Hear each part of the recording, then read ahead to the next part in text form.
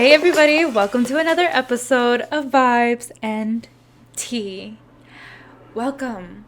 Welcome everybody. I am the queen of posting and ghosting. Let me tell you, since I was a little girl, I've always told myself, I want to be an influencer. Before the word influencer was even a thing. I think that's why I was kind of drawn to acting. I guess it's like a side of me that just likes being the center of attention, maybe. Anyways, aside of that, we're here in the new studio. The lights are great. We're popping. We're having a great time. Welcome. I'm so glad to start being consistent again. You know how many times I've broken my New Year's resolution about being consistent? Probably about more than 5, if I'm being completely honest. But yeah, no, I'm so excited for this new season. I don't even think I finished the first season completely, if we're being entirely honest. But this season should be a lot more better, way better quality, way more consistent. And I'm just excited to be on this trip with you guys. And I also want to give a huge shout out to Hugo, and I'm also going to put his link somewhere here so you can see it. Shout out to him for helping me with all of this, because you know what? It takes a team to move a mountain, if that's the saying. I don't really remember what the saying is exactly. Anyways, on to the topic of today. Happy 1-year anniversary to the one thing that we did not claim at all. Miss Ronavirus. Her stay is long overdue, if you ask me. But it has been a year since the global pandemic has been a thing. And when I think about it, I've been reminded on my timeline, and in a way, is it weird that I'm feeling some sort of nostalgia for the pandemic? Like in the beginning, people were away from work, they got 2 weeks off of school. Nobody really knew the severity that this virus had. People were making whipped coffees, doing these cute TikTok dances. You know which one I'm talking about? Like, I know I fucked up. You know which one I'm talking about? I would be lying if I say I didn't have that draft in my drafts on TikTok. But yeah, people were doing crafts, people were cooking, making banana bread, doing all sorts of things, and just like getting introduced to Zoom. Isn't it crazy that a year ago we had no idea what Zoom was? Does Zoom have a stock? Imagine if we would have invested in Zoom before before it blew up. It's probably crazy right now. Oh, actually, the Zoom stock is going down. Anyways, this year has brought like a whole bunch of crazy nonsense, and it's been tragic. People have lost their lives. People have gotten sick. We've had a horrendous president that did not know how to manage the situation, and here we are a year later. Thankfully, there's vaccines that are coming out. People are starting to get into the momentum of a regular normal life again. Things are slowly starting to go back to normal, with at least Boston going to phase 3. I don't know what's going on with Texas with the no mask mandate, but hey, I am here to judge, because in no way, like, what do you do? We're still in the middle of a pandemic, and even though that there is a vaccine and things are starting to go back to normal, I've seen people's stories, and I'm guilty. You know, I've done my fair share of like, I've traveled, but mind you, and I know it doesn't make anything right, but I've had my COVID tested, I've quarantined, I've done all the regulations, but I know that I'm also a part of the problem, if I'm being completely honest, but I'm being precaution. And I think the thing with like other states is like they have clubs that are open. Never once when I traveled was I in a club, or I was dancing, or I was doing things that were not social distancing or whatever, you know, but there is people literally, and I think it's Atlanta in Texas, that have been partying throughout the entire pandemic. The bottle girls will be the only people that have their masks on. People will be on table. There will be no social distancing at all. And also just a lot of influencers that have been promoting this non-COVID friendly lifestyle. And saying it now, I think I sound like a hypocrite, but I feel like there's ways to promote getting tested and being safe and being, I don't know. But anyways, yeah, so that's that with Texas. I don't know what the fuck is going on out there. I don't know what's going on in Atlanta. But hey, New Zealand does not have any more cases of COVID. I think Australia is also... Is Australia in New Zealand? No? Okay, cool. They're two... These glasses do not... They may make me look smarter, but let me tell you, it's still the same brain up there. Anyways, there's no COVID cases in either New Zealand or Australia, and I think that's because they've been really strict on their COVID regulations, and they've just probably been doing everything right. I think Americans are very, very, very selfish, and we're very independent, and we're very much a country that values the I, and we hate being told what to do. We are, I don't know, Americans are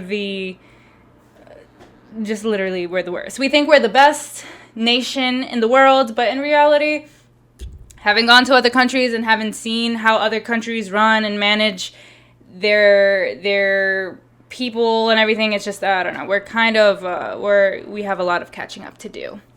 One thing that we don't need to really catch up on, and one thing that I think we can kind of slow down, is the technology is kind of scaring me a bit. I was just informed that Mr. Jeff Bezos was making I guess Amazon is creating this pay one system where you literally pay with your hand.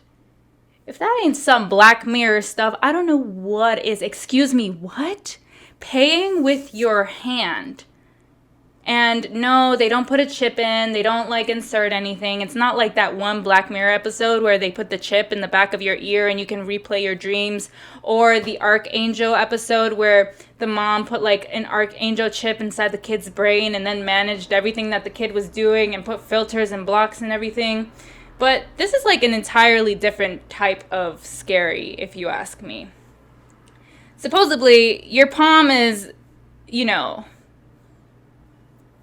what's the word I'm looking for? It is just it is the true identification of yourself. There is nobody else on earth that has the same exact palms as you do, at least the lines and everything. I guess that's why fingerprinting is so important.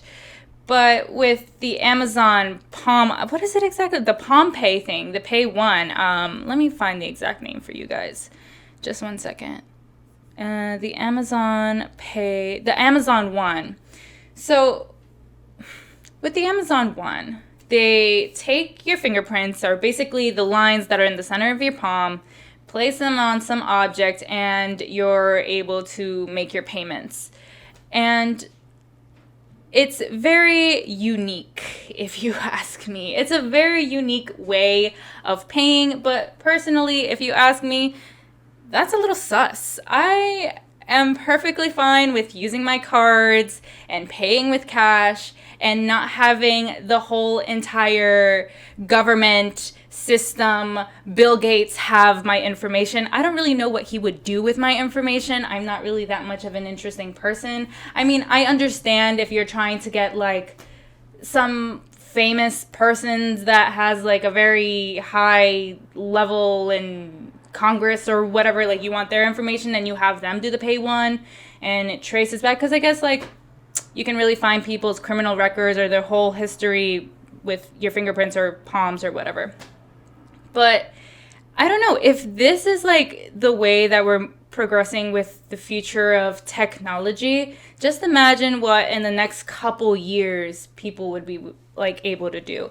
Back in the early 2000s, I was still a child. I don't even think I remembered anything, but watching movies like Back to the Future, people thought that the late 2000s, the teens of the 2000s, would be full of flying cars, flying skateboards. People would be able to travel back in the future. And being now that we're in 2021, we just have a global pandemic and a whole bunch of student debt, and it hasn't really seemed like anything has really progressed. Am I right? But with the technology slowly advancing and with this whole palm thing that is happening, it makes me wonder how much of these Black Mirror episodes are really going to come to light in the future. I think Black Mirror is so interesting, and my favorite episode of Black Mirror is specifically the one called Nosedive. And if you have not seen Black Mirror, and you don't want me to spoil it, I would probably recommend that you just skip forward or exit out, because I'm going to be dropping a few spoilers. in the episode Nosedive, it basically starts with a girl that is so immersed in like social media and likes and projecting this ideal of herself. And basically, the way that you progress in this world of Nosedive is you have people rate you. And the more ratings you get, the more higher up you are, the more you are able to access these luxury houses and these luxury cars and have really good paying jobs, and you're accepted into some coffee shops versus others, and some people won't even bat an eye at you if you have like 3 stars or whatever. It's basically like the Tinder of life. People can like swipe left or swipe right on you, and they're just judging you based on your looks. And I mean, thinking about it kind of logistically, we are sort of heading in that way with the way that social media is set up and everything. The way that we automatically judge somebody based on their weight, their race, the way that they present themselves, and just all of the above.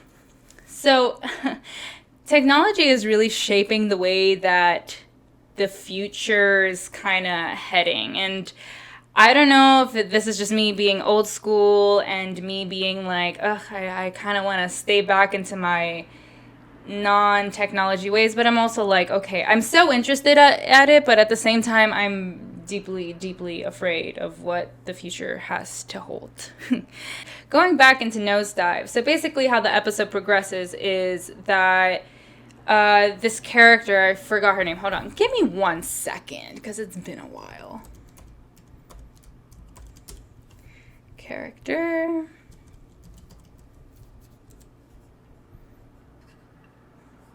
Lacey. Okay. So basically, in the episode Nosedive, the main character, Lacey, is so obsessed with getting her ratings up and moving up in life and projecting an image of herself that's not entirely true. And this is why her older brother resents her in many ways. And if you see his ratings, it's probably below 0 if I'm recalling correctly. Anyways, Lacey goes above and beyond, taking pictures of coffees and cookies that she doesn't even like, hanging out with people that she really does not care for, and just putting on a persona that's not hers authentically. And if you ask me, that's kind of a lot of what, and maybe I'm just like projecting this, or maybe this is just what I see, but I do see a lot, and maybe this is where the trend, the pick me girl, comes from, is that people are willing to do anything, I feel like, to get, you know, to kind of move up in the social world. And it's so easy. We're living in a time where it's literally so easy to become viral. Like, you can say one thing that becomes a trend and then you're automatically viral. I don't know if you guys know the guy that does like the little dance, and now that, like, if you're on TikTok, you understand, but there's basically like this guy and he's become famous by doing like this one trend. Or the guy that does the face, you know who I'm talking about, and now they're all over TikTok and I can't get them out of my For You page no matter how hard I try.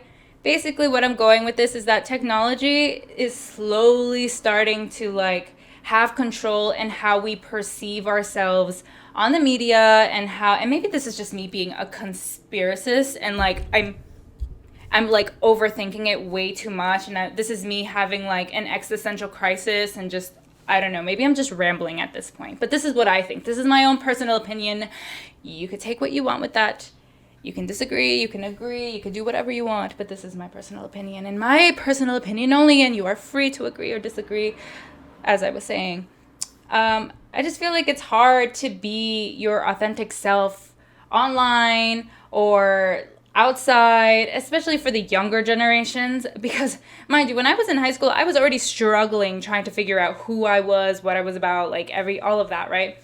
And now, and that was before TikTok. We had Vine, but Vine wasn't really a thing, and then it got canceled, and then we had like, I was never really a Twitter girl. My Twitter was more of like my Facebook, which was completely weird, and I'll go back to that, and that's just very strange. But circling back, because I feel like I've rambled all over the place, and sorry Hugo if you gotta edit this like ramble, but going back to the whole like technology, what is the whole point that I'm trying to get out of all of this is that basically we should not allow technology or this unique new development in science kind of control the way that we view ourselves, or that we give our information so freely to, I don't know, people in power. I don't know. I'm just personally sketched out by the whole palm thing. And I'm just personally sketched out by how easy it is to be viral and what it takes to be viral. And maybe you're just super talented and you have a gift and you become viral that way.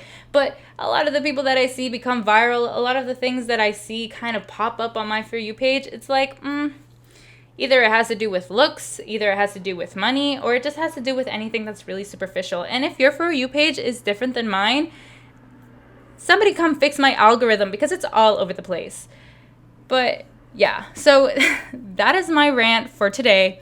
Short, sweet episode. I'm trying to be more concise, trying to be more consistent. She's the queen of consistency and the queen of sarcasm, clearly. Thank you so much for tuning into this episode. Remember, COVID sucks. Jeff Bezos is sketchy and weird. Let me know what you think about the whole palm thing, because seriously, it creeps me out. I think it creeps a lot of other people out. I don't know if I'm ready for that. Maybe other people are ready for that.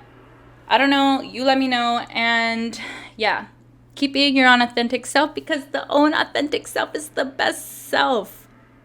And that is my episode for today. Thank you so much. Comment, subscribe, leave 5 stars. Let me know what you guys think about the episode. And I will see you all next week. Bye.